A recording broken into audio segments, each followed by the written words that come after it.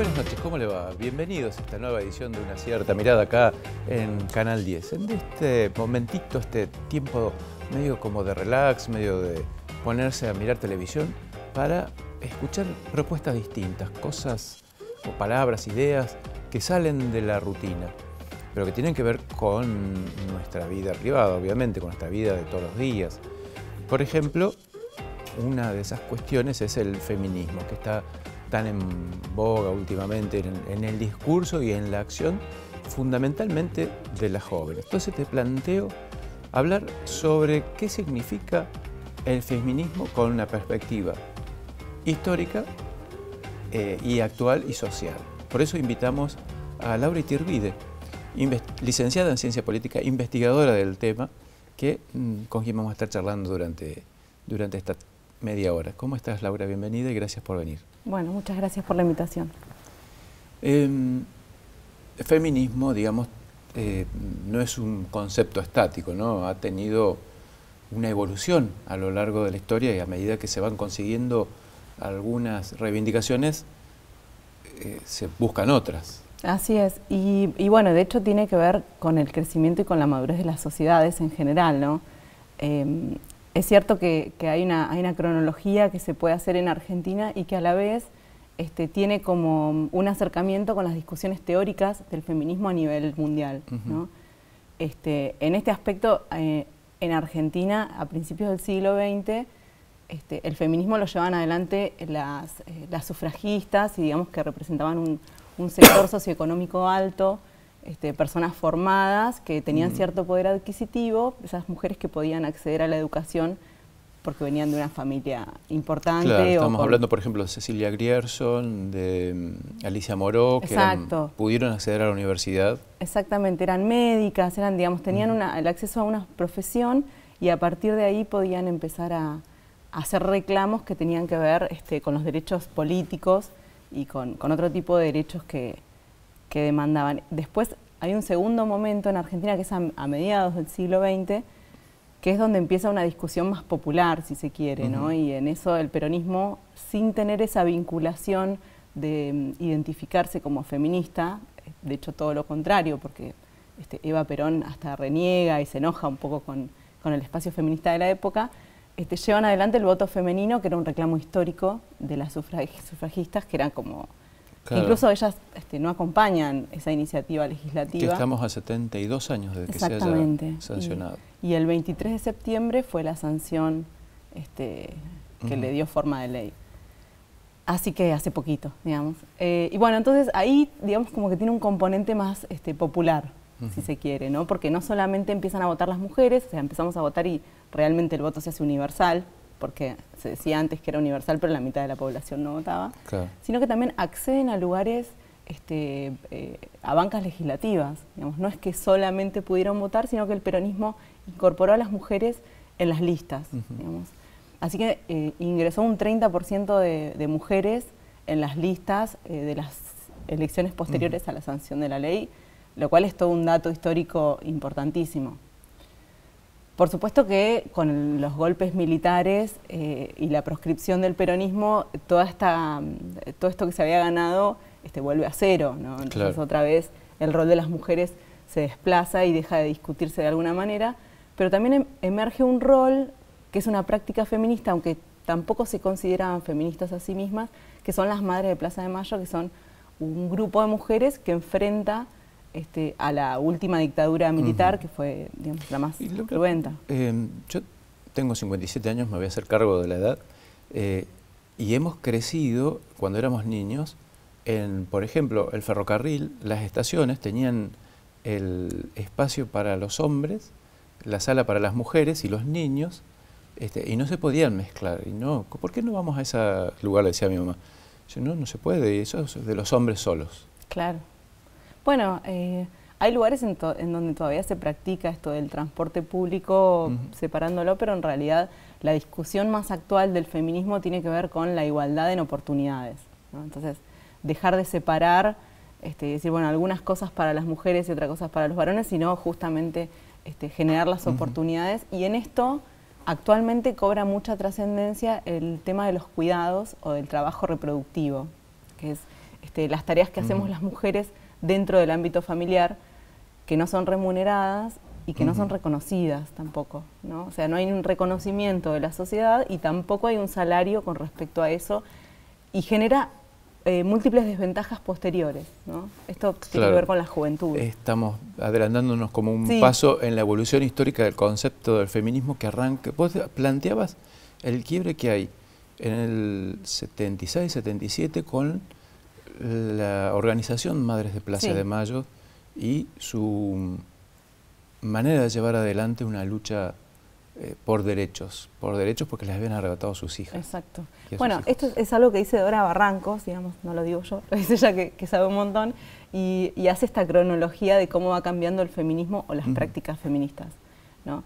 Y a la vez, esto era lo que me interesaba mencionar, hay discusiones teóricas en el feminismo que en Estados Unidos, que es, digamos, como la cuna de algunas demandas, en los años 70 hay una estudiante india de intercambio que plantea que el feminismo blanco y hegemónico construye una mirada sobre las mujeres del tercer mundo, como le dice ella en ese momento, distinta a la que es en realidad. Y entonces ella plantea de que hay muchas prácticas que llevamos adelante las mujeres de la periferia, por decirlo de alguna manera, que no están representadas en ese relato de las mujeres blancas, de los países desarrollados. Y ahí vienen tus trabajos, que por lo menos has compartido, sobre colonialismo y el populismo feminista. Exactamente. Chandra Mohanty, que es esta autora que te menciono, lo que propone es cuestionar la mirada hegemónica del feminismo blanco, de estas mujeres de Occidente, de los países desarrollados, y además de criticarlo, lo que propone es que las mujeres del tercer mundo, de la periferia, construyamos nuestras propias identidades y que podamos escribir nosotras sobre los procesos que suceden acá. Entonces yo recojo ese guante, digamos, y empiezo a mirar qué pasa en Argentina, porque si bien hay una movida mundial sobre el feminismo, en Argentina tiene un impacto muy fuerte en masividad, digamos, las actividades tienen mucha masividad y mucha convocatoria de personas que no están organizadas en partidos políticos o en agrupaciones, digamos. Hay gente de la sociedad civil que en ciertas ocasiones del año, cuando sucede un feminicidio, cuando se cumple un día de una jornada, de una fecha precisa, participa sin estar organizada, ¿no? Y eso me pareció un dato súper interesante que no se da en otros lugares y que es novedoso, y yo creo que hay que ponerle un nombre. Y por otro lado hay otra característica, además de la masividad, que es que las personas que se juntan en esa plaza no todas piensan igual, digamos, no todas tienen cerrados los debates sobre el aborto, como otros debates como por ejemplo el trabajo sexual, no todas piensan lo mismo con respecto a las licencias igualitarias. Digamos, hay gente que es mucho más conservadora, gente que es más de izquierda, gente que es más de derecha, pero esa fecha en la plaza se juntan todas las personas. Digamos, hay un eje convocante común a todos, un mínimo común múltiplo. Exactamente. Digamos. Y yo uso el término populismo utilizado por Laclau, porque hay distintos autores que hablan de populismo y lo definen de distintas maneras. Yo tomo a Laclau que dice, para que se dé el populismo tiene que haber un enemigo en común, visible, que en este caso sería el machismo o la violencia patriarcal. Ese es uno de los elementos. El segundo elemento es que por dentro tiene que ser heterogéneo el movimiento. Es amplio, pero adentro hay heterogeneidad y no hay necesidad de que sean todos iguales los elementos, digamos. Entonces, todas las personas que nosotras vemos en las plazas, en esa convocatoria, no es que en algún momento se van a poner en común y todas van a pensar igual y van a votar al mismo partido, van a estar de acuerdo con las mismas legislaciones. Se mantiene esa heterogeneidad o esa diversidad. Entonces, es otro de los elementos fundamentales del populismo. Laura, te propongo un corte breve y volvemos para seguir charlando de este nuevo feminismo argentino y del rol que están teniendo las jóvenes que nos están obligando de alguna manera a replantearnos muchas ideas que teníamos de antes. Ya volvemos.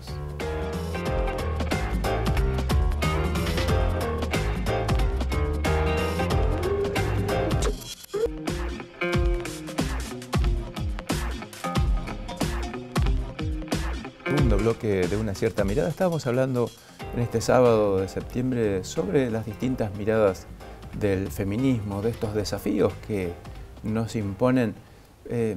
Si sos hombre y estás mirando la tele, seguramente te va a molestar esto que te digo, pero de ese cuestionamiento a la autoridad que representamos los varones en el hogar, de alguna manera, por transición, por herencia, y de ahí este cuestionamiento que nos realizan nuestras hijas, nuestras nietas, nuestras compañeras.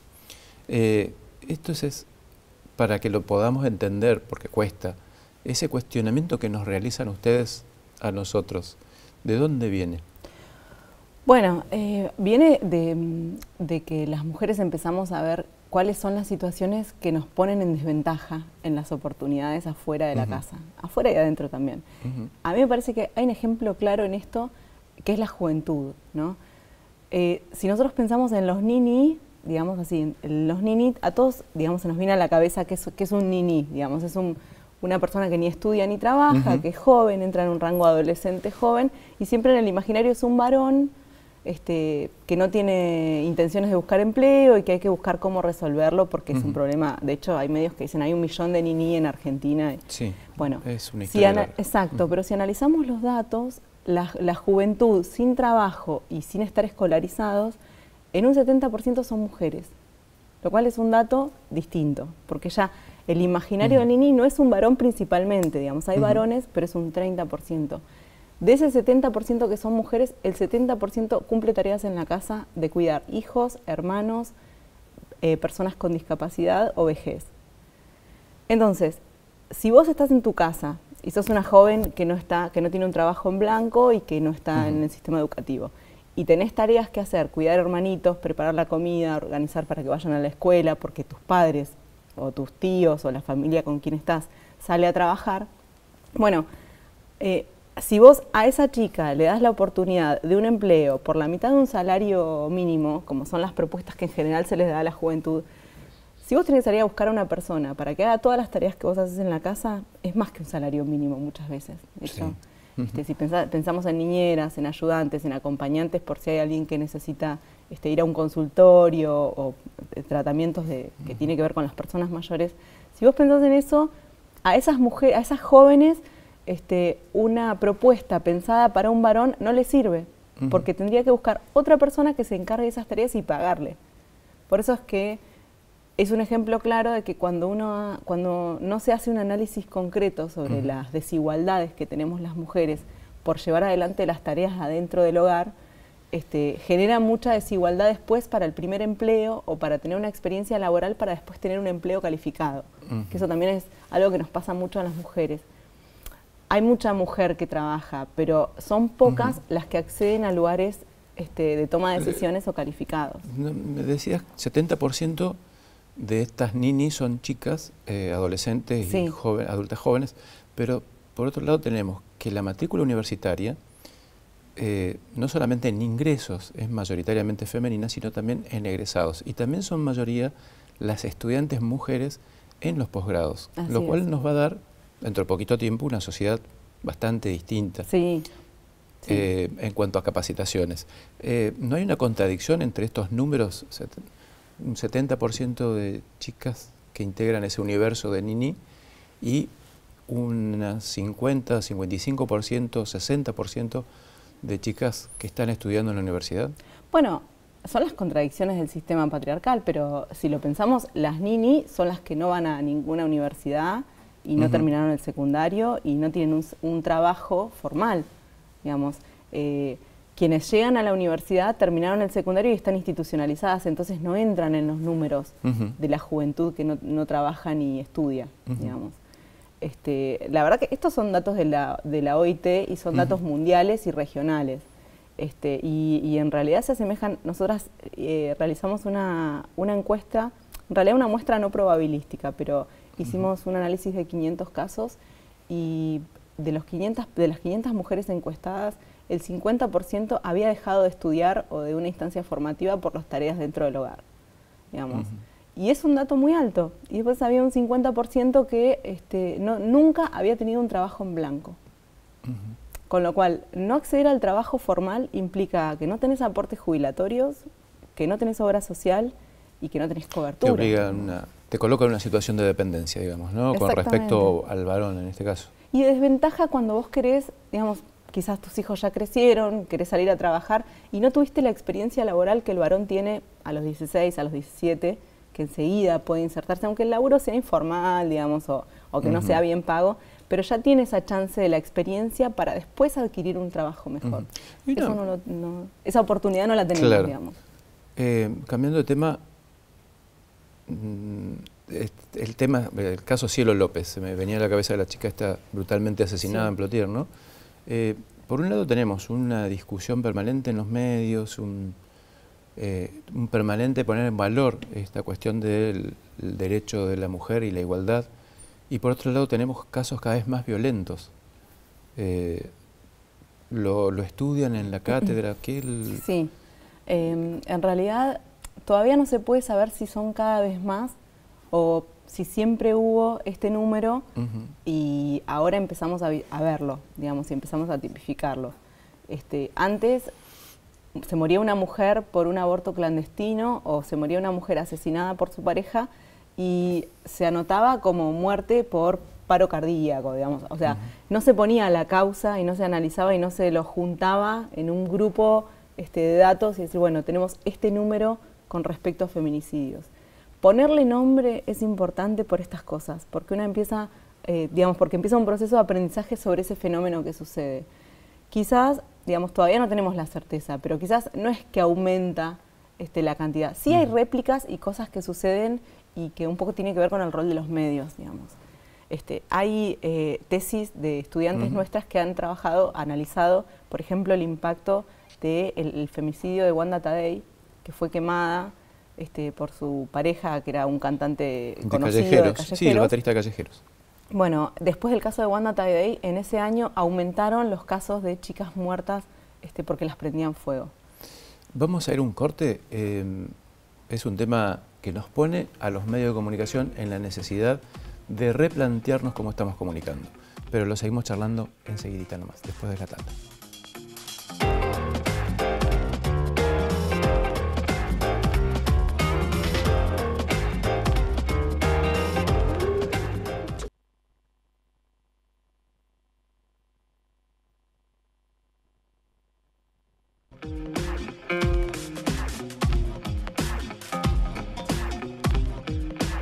Tercer y último bloque entonces de Una cierta mirada. Seguimos charlando con Laura Iturbide, licenciada en Ciencias Políticas, profesora de la Universidad de Río Negro, sobre estas cuestiones que tienen que ver, sobre el feminismo, sobre las víctimas de femicidios, sobre algunos hechos. Decías que a partir de Wanda Tadei, yo me estaba acordando, a Wanda la quemaron y en ese momento hubo muchas mujeres que fueron quemadas por sus parejas. Después hubo muchos casos seguidos de violencia con armas de fuego, después hubo muchos casos de violencia con armas blancas, como que se da en etapas, ¿no? Sí, por esto que, son como réplicas, ¿no? Sucede, de alguna manera no es que un caso hace que una persona que no es machista ni violenta se vuelva violenta, pero sí a las personas que ya tienen esta mirada de que las mujeres somos inferiores o que somos un objeto de los varones, les refuerza la idea. Entonces el rol de los medios es importante porque si se trabaja con el morbo, lo que hace es alimentar esa idea de que hay una espectacularización de la muerte. Y bueno, lo charlamos hace un ratito, Rita Segato estuvo hace poco tiempo en la zona y hablaba de eso y ella es una de las especialistas que tiene más clara la idea de la espectacularización como una cuestión del femicidio y de mostrar, el varón machista le muestra a los otros varones lo que es capaz de hacer, ¿no? Entonces también es importante pensar... Esa violencia que se vuelca sobre su ser querido, que no puede ser propio, pero además sobre todas las cosas que puede querer ese otro ser. Sí, familia, madres, hijas, hay un vínculo directo también. Es el hacer daño, ¿no? Es el romper lo que no puedo tener. Y tiene que ver con esto de las miradas desiguales, ¿no? De ver que el otro no es igual que yo, sino que hay una jerarquía entre personas y la división es entre varones y mujeres. Y el gran tema de discusión, además de qué podemos hacer los medios, y de repensar nuestra práctica informativa, es también qué podemos hacer como sociedad para no fomentar estas acciones, ¿no? ¿Cómo podemos bajar este índice de violencia? Sí, bueno, es un desafío enorme, digamos. De hecho, yo a veces hablo con gente que me dice, uy, pero digamos, nunca cambió nada, ¿por qué siguen trabajando en algo que no cambia? Y yo hace al menos 10 años que estoy metida en el tema del feminismo. Cuando yo empecé, en las organizaciones nos pedían, en las organizaciones políticas, las cúpulas de las organizaciones políticas, todos varones, nos pedían que lo discutamos pero puertas adentro, digamos, que podíamos discutir los temas de género, pero que no salgamos a la sociedad a darle estas discusiones. Hoy ya eso no pasa, de hecho hoy las cúpulas masculinas están tratando de mostrarse más igual, no sé si feministas, pero más igualitarios, digamos, o más abiertos a la discusión. Yo cuando veo las marchas con una sociedad enorme participando, me acuerdo cuando hacíamos, y de hecho yo me acuerdo hace 10 años, pero hay otras feministas que hace 30 años eran 4 personas en una esquina y las maltrataba a la gente que pasaba. Entonces, cambios hay, sí que hay un montón de cambios. Por supuesto, a veces son imperceptibles. Y en esto tiene que ver lo de qué hacer como sociedad, ¿no? A veces en los trabajos más pequeños y más minuciosos es donde está la construcción más certera, ¿no? Esto de la crianza de hijas, hijos, nietas, nietos, y tratar de que sea una crianza igualitaria, digamos, de no decir que hay cosas para mujeres y cosas para varones, es un trabajo que refuerza mucho la idea de igualdad. Y sobre todo dentro de la casa, ¿no? Esto de pensar que las tareas de dentro de la casa son solamente de las mujeres también, no solamente impacta en el peso de trabajar doblemente las que salimos a trabajar afuera y trabajamos adentro, sino también en las oportunidades que después tenemos. Y en esas oportunidades, digamos, ¿cómo está el tema de la igualdad de géneros y de la discriminación en los ámbitos laborales? Bueno, es todo un tema, porque en realidad se habla de un techo de cristal. Entonces, por eso hay que pensar políticas públicas que trabajen contra esas cuestiones. Digamos, no hay un cartel que dice prohibido a las mujeres, pero hay ámbitos en los cuales a las mujeres no se las toma, digamos, o no se las toma en serio, y ni que hablar para lugares de toma de decisiones, ¿no? Donde se toman decisiones fuertes o donde se define en cualquier ámbito laboral, hay una desigualdad y es un techo de cristal que por eso no hay un cartel que dice que no se puede, pero después en la práctica no tenemos acceso. Y por otro lado está la violencia en el ámbito laboral también, digamos, que en esto tiene que ver la subestimación de las mujeres cuando sí estamos dentro de un ámbito laboral, de siempre ponernos a hacer una tarea menor o inferior con respecto a los varones. Sí, yo creo que te lo digo porque te acordarás. Me acuerdo de una situación, secretaria de actas en todos los cargos claro, de conducción en un sindicato, en un partido político. Sí, bueno, de hecho sindicatos de educación y las cúpulas son varones cuando sabemos que las mujeres es el 80%, 80%.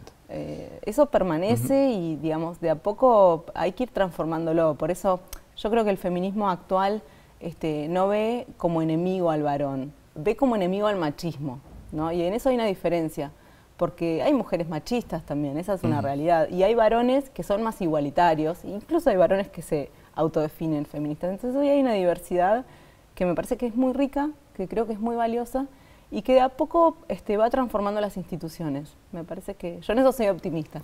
Bien. Hasta aquí llegamos, no nos queda más tiempo. Laura, gracias por compartir estos conceptos.